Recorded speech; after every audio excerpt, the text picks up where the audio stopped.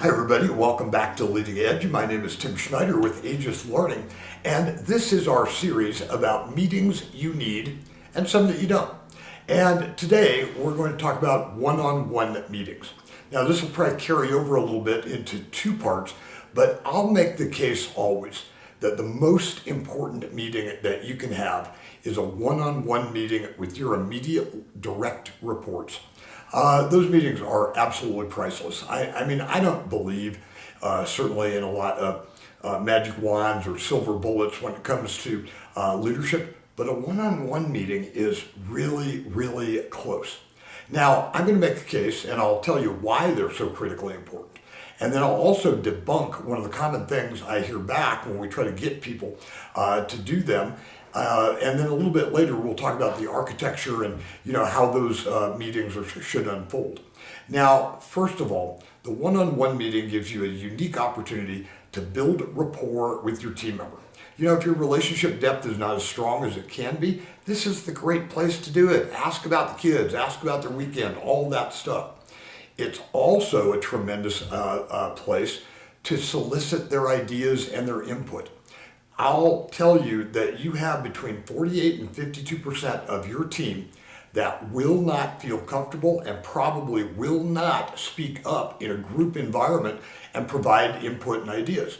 So in a one-on-one meeting, when you say, hey Bob, what do you think about this? Or hey Bob, what are your ideas about this process?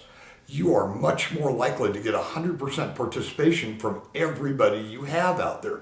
That's just the nature of how they're wired. It's not right or wrong, or it's not an indictment of the environment you've created. It's just the nature of the beast.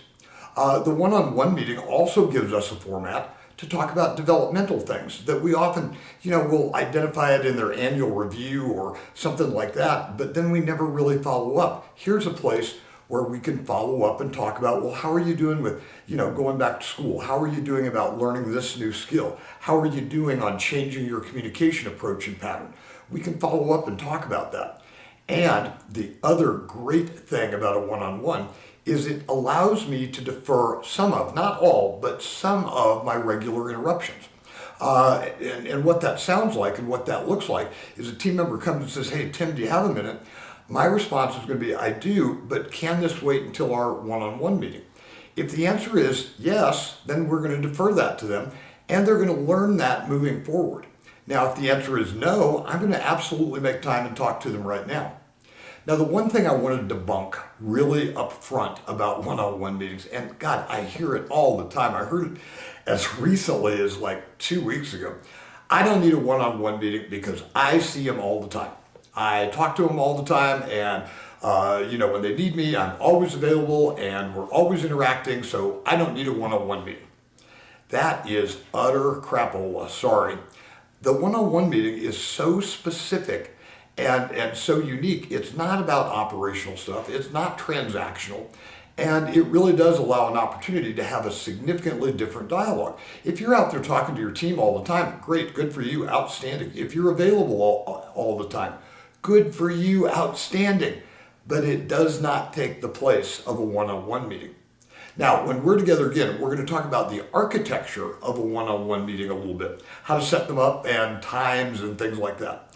I hope you have a great week, and I look forward to seeing you again soon. Take care, everybody.